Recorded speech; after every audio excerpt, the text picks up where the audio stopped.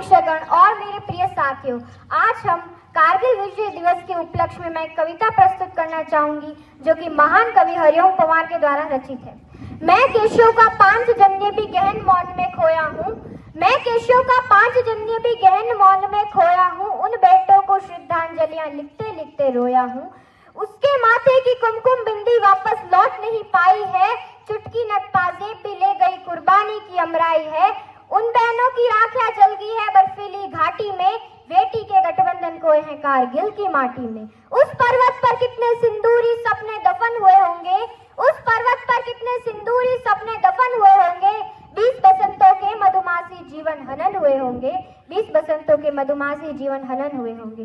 टूटी चूड़ी धुला महावर रूठा कंगन हाथों का, कोई मोल नहीं दे सकता उन बासंती जज्बातों का, कोई मोल नहीं दे सकता उन बासंती जज्बातों का।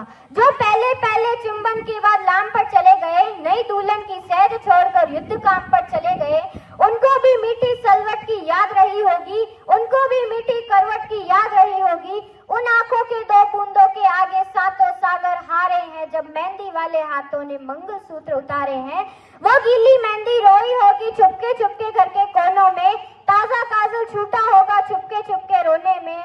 जब शायद सूने आंगन में बेटे की अर्थी आई होगी, शायद दूध उतर आया उस बूढ़ी माँ के दामन से, शायद दूध उतर आया उस बूढ़ी माँ के दामन से।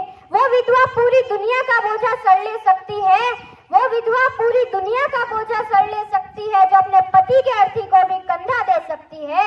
ऐसी देवी के चरणों में मैं शीश झुकाकर गाती हूँ, इसलिए मैं कविता को हथियार बनाकर गाती हूँ। धन्यवाद।